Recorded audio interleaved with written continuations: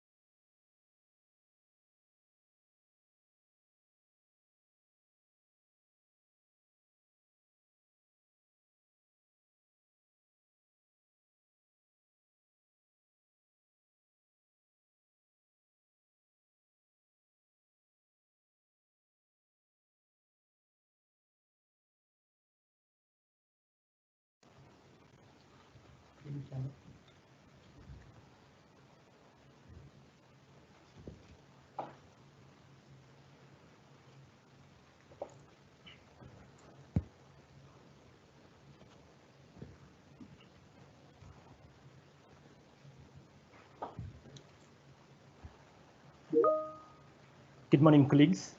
My name is Sanjit Sucharan, and I'll be presenting today on the small-scale embedded generation tariffs and the application process. This is just a short presentation. Okay, so my presentation will cover the following. We look at a brief introduction. We look at some of the proposed embedded generation tariffs. These are for small-scale embedded generation projects, typically up to 1 megawatt. We look at briefly the application process, and then we look at some of the small-scale embedded generation projects in Durban. I know my colleague Spoo did cover some of these projects, and I'll just share a few pictures of them. eThekwini Municipality is starting to see an increase in the installation of customer-installed small-scale embedded generation projects, and have put in place a formal application process, and will shortly launch new embedded generation tariffs. This is obviously for small-scale embedded generation projects. By creating a standard interconnection process and tariff structure for small-scale embedded generation customers, the municipality is aiming to facilitate the safe and orderly interconnection of small-scale embedded generation, provide fair compensation to small-scale embedded generation customers, and promote local economic development and job creation through the creation of the local small-scale embedded generation industry, as my colleague Spoo did touch on earlier. So looking at the first tariff structure that is going to be released, this is the residential net billing tariff. So there are three components to the tariff. One is the import rate. This is the rate which the customer will pay for the energy that's consumed from the grid. Then there's a feed-in energy rate. This is for excess energy that's exported to the grid and will be paid to the customer for any excess energy that they export to the grid. And lastly, there is a network access charge component. The purpose of this component is it's based on the size of the embedded generation system, and typically in a PV system, it'll be the size of the inverter. So this will be a fixed monthly cost. In terms of the business net billing tariff, once again, there is the similar components. There is an energy charge. This is the rate that the customer will pay for any energy that's used from the grid. There is a feed-in energy rate. This is the rate that the municipality will pay the customer for any excess that's exported to the grid. And lastly, there is a network access charge component, and this is based on the size of the generation. Typically, in the case of PV, it will be the size of the inverter. And the third and last tariff is the industrial net billing tariff. This is typically for time of use customers and large bulk user customers. So this is a complex tariff structure. You have peak, standard, and off-peak rates that's time of day dependent, day of week, and seasonal dependent. So this tariff structure is the rates, the import rate is equal to the export rate. So whatever energy is used and generated, it's pretty much one-to-one the rates, import and export rates. The only additional component that's added to the tariff is a network access charge, and that is based on the voltage intake by the customer and based on the generation size. So typically, as we said, if it's PV systems, so it's based on the inverter size there. In terms, just very briefly to touch on the customer application process. So let's assume that the current customer of eThekwini Electricity wants to install a solar PV system or some sort of small-scale embedded generator. The following process: they will need to complete an application form. This can be obtained from our website. I will share the link on the next slide. They need to provide us with a single line diagram showing exactly how the embedded generation system will connect onto the grid. They will need to provide us the equipment data sheet, whether it's inverter data sheet, if it's PV systems, or if it's generators, the generator data sheet. And lastly, they need to provide us with a compliance certificate that the embedded generation system meets the NRS 097, they are compliant. Once this documentation is received by eThekwini Electricity will then assess and approve. If they're happy with everything, the consumer can go ahead and construct the system. Upon construction, the consumer will need to provide eThekwini Electricity with a copy of the commissioning report, which can be found on our website. I will share the link shortly. Need to provide us with a certificate of compliance, a professional registered person sign-off of the installation, certifying that it meets your technical and safety standards, and as-built drawings if there's been any changes to the original single line diagram that's been submitted by the customer. Once this is received, eThekwini Electricity will then carry out a site inspection and then provide an approval letter if everything is in order. It's a pretty simple process. In terms of where the application form and information on the small-scale embedded generation program can be found, the link on the top of the slide can be found on the municipal website under services. If you go under the electricity page, you will see that there is a tab for generation, and it covers under the tab. You will find that there is an application process that explains in detail. You'll find the application forms. You will also find in terms of commissioning reports, all of the processes. And it must be noted that under no circumstances should any customer connect their generation to the grid without gaining written approval from the municipality. Okay, so as mentioned earlier, I'll just touch on some of the projects that's currently within the municipality. To date, there's over 100 projects that's connected to the municipal grid. These include solar PV. There's a large number of solar PV installations. There's 2 landfill gas to electricity projects. There's a biomass project by the sugar industry. There is a cogeneration project. There's also projects that are going ahead, as Boo mentioned. They are pipeline hydro projects on the Western Aqueduct pipeline, water inlets to the reservoir, installing hydro turbines. There are projects that are looking at extracting the biogas from the wastewater treatment works and using this to generate electricity, installing solar PV on the top water reservoir sites, on closed landfill sites. So there are a number of projects that's currently in the pipeline and in the planning stages as well. Thank you. My contact details are on the slide, should you need any information. Thank you.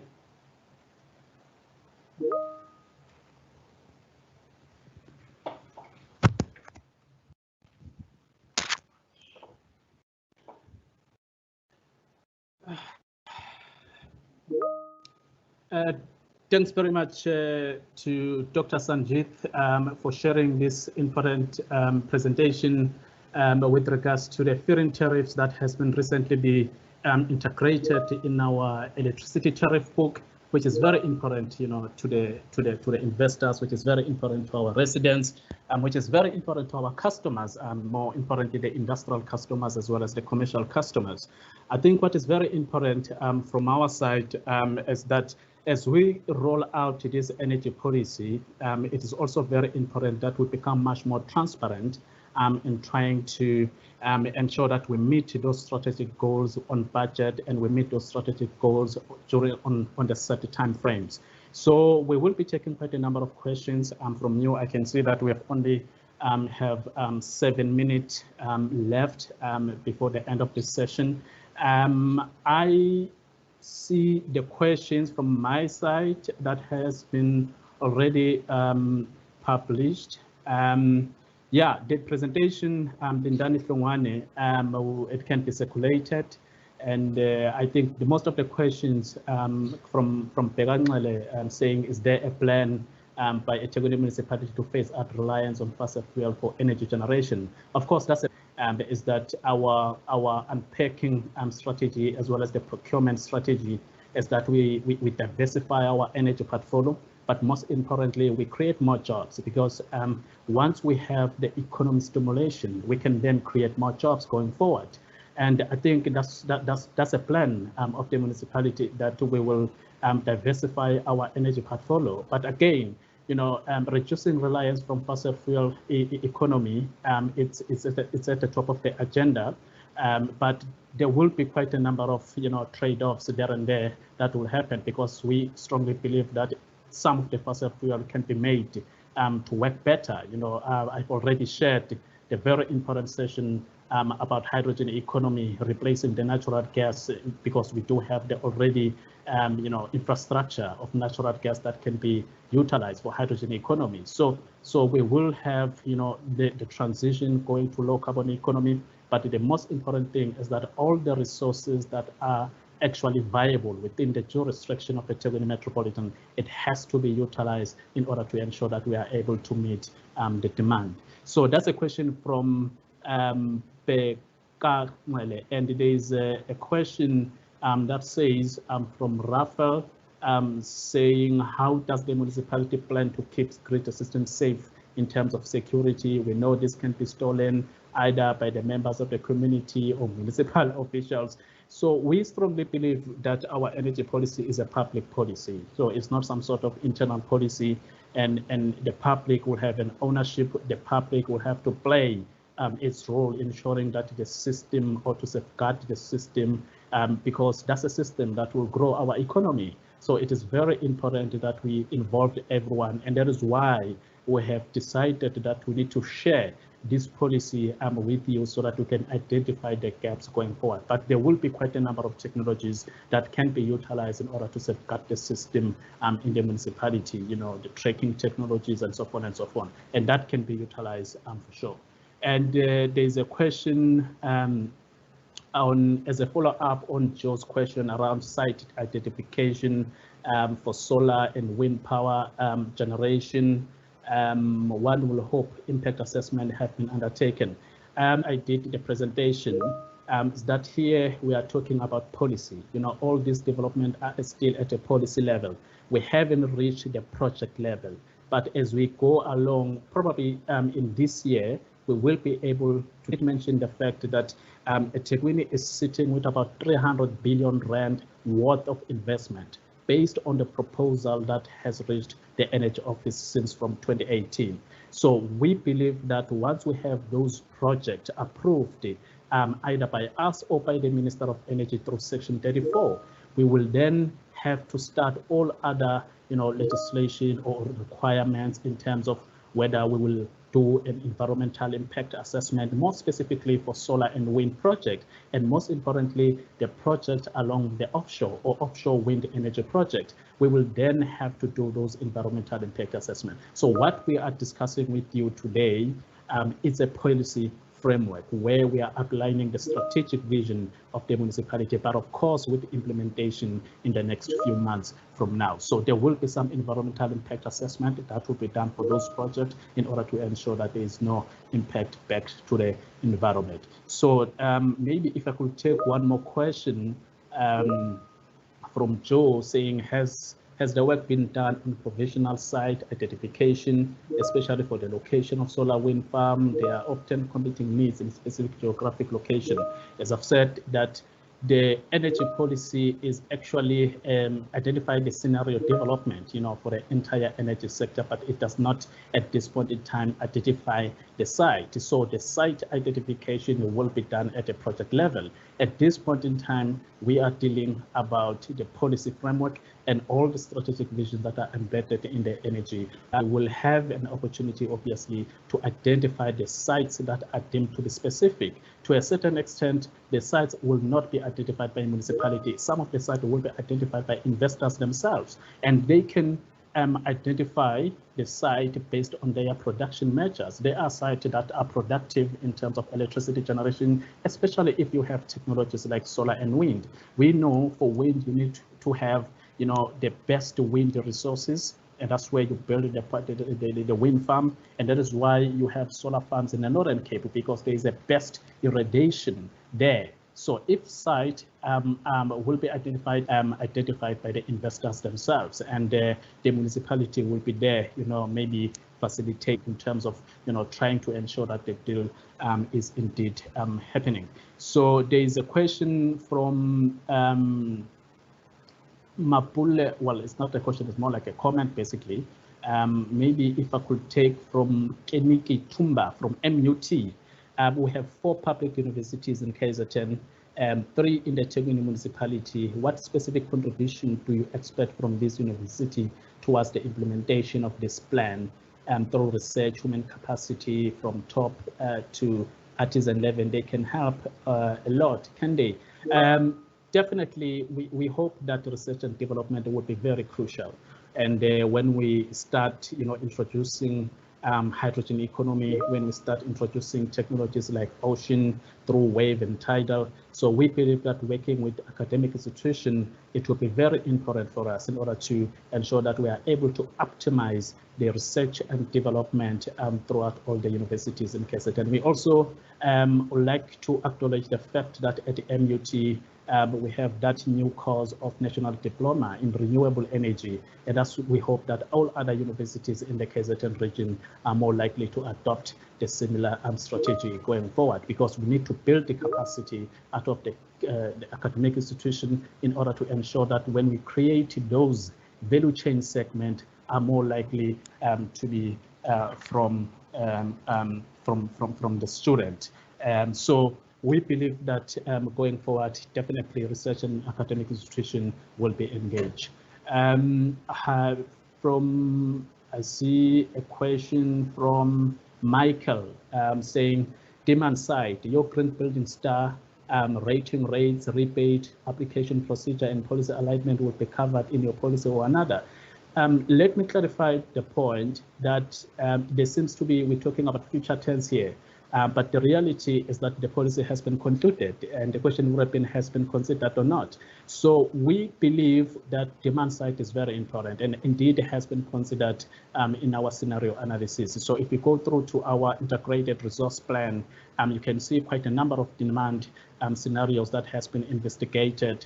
And one of those demand side scenarios was an energy efficiency scenario, where we think we will take into consideration a number of interventions, implementing energy efficiency interventions on the municipal grid infrastructure or building infrastructure, and of course trying to lobby for the industry and commercial sectors to adopt some of this energy efficiency intervention. But I think what is important is the fact that we have scenario analysis as part of our energy policy, and indeed it has been taken into consideration. So we believe that we have closed all the important gaps in terms of the energy transformation and in terms of all the challenges that we think are actually currently affecting the energy sector. From the regulation point of view, we have that now, quite clean and straightforward from the Department of Energy. We have that mandate back to the local government. And from the grid point of view, we have developed quite a number of policies and the embedded, application, for small scale embedded generators has been already there. It has now been extended to the commercial customers, to the industrial customers as well. So the fit-in tariffs that our electricity department was talking about as something that is already in place. That's a way that we believe that we need to create that enabling environment in order to ensure that we start now building our economy. But of course, we cannot separate economic development from energy. So there must be a reliability of energy in order to ensure that we are able to increase our GDP and our economy going forward. I see the questions from Bruce. Good morning. Will this be recorded that I can share with my colleagues? Certainly, is a live streaming event. You can also share through our Facebook page. I think it's been recorded there, and maybe we can also get some clarity from our communication department if we can share the recording once it's available, and then we can certainly share with you.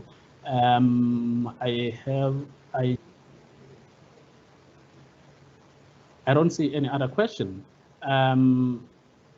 Maybe let me scroll down.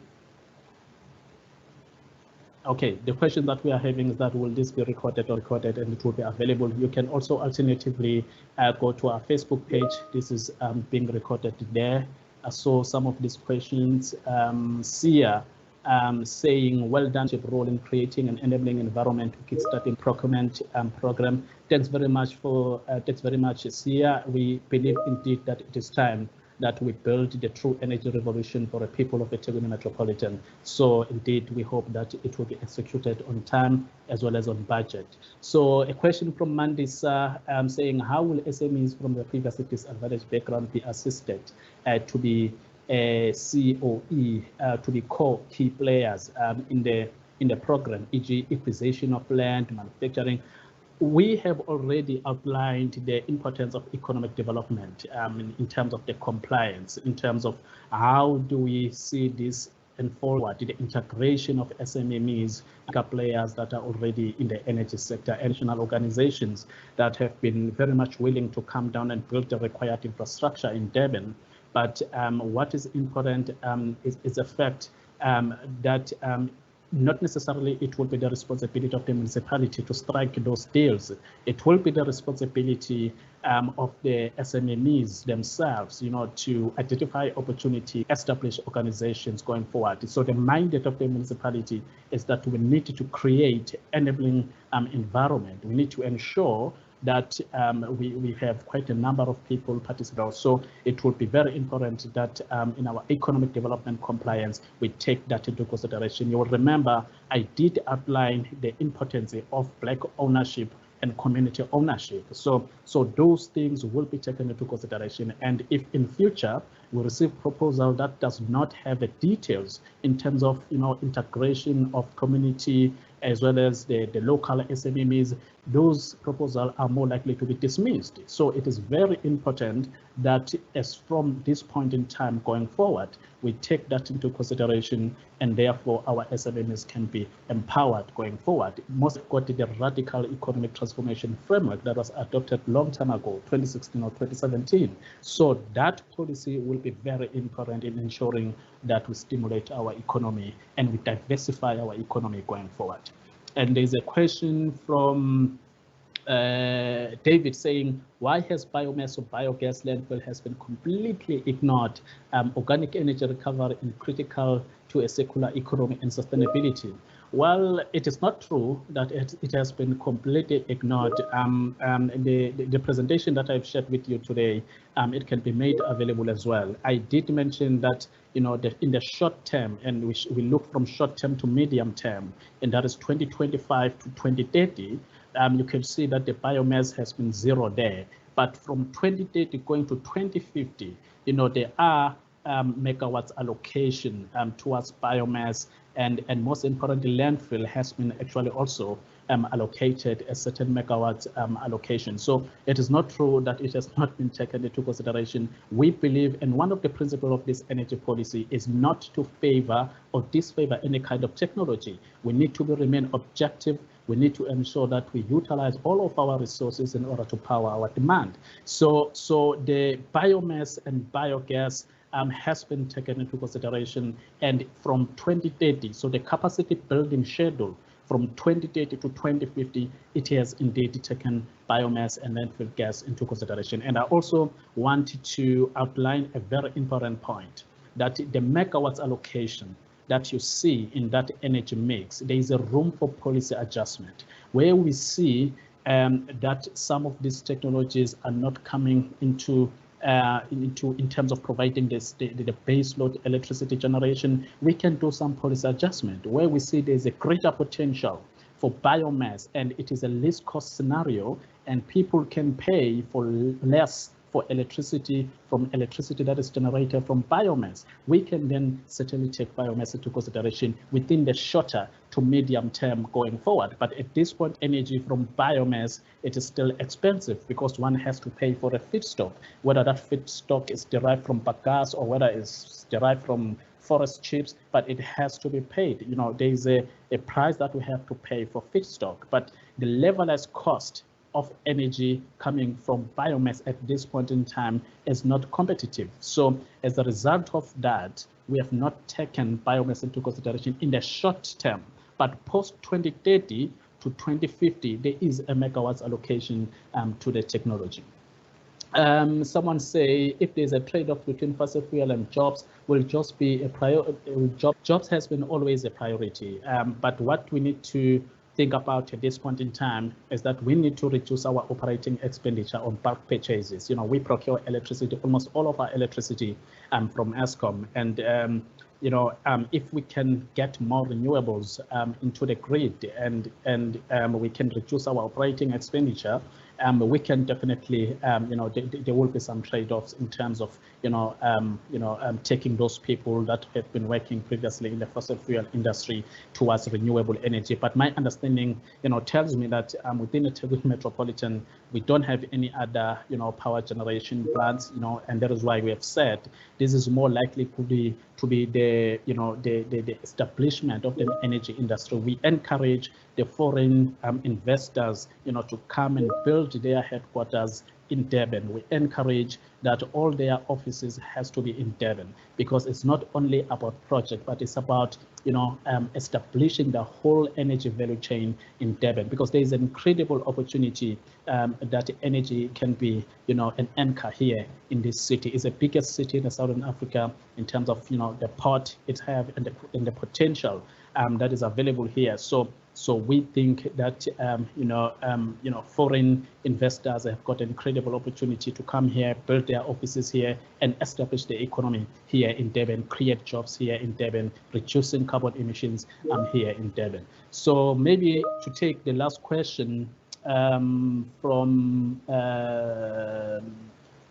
Paul, saying there is a gaining omission of liquid and gaseous fuel derived from in this policy. Why is this so, and why will it be rectified? As I've said, that for biomass storage, I think I've responded to the question above, to say the biomass is very critical, and it is a baseload technology. And unfortunately, at this point in time, in the short to medium term, we did not take it into consideration due to the fact that the levelized cost of energy from biomass, it is too expensive if you compare it with the levelized cost of energy from other generation technologies. So yeah, so it's the end of the questions that I have from me. And once again, us today, and we would like to encourage, the citizens of the eThekwini metropolitan to pen their comments on our energy policy, and ensure that by the 29th of January, we have all your input. The gaps that has been identified, we hope that we will be able to rectify those gaps. But those gaps can only be rectified based on the comments that we have made based on our energy policy. So we would like to thank our communication department as well, our head of department joining us today. So it has been an incredible session indeed. Our electricity department, Dr. Sanjit, for joining us as well. We thank you very much. It has been an incredible session. We would like to take this session off.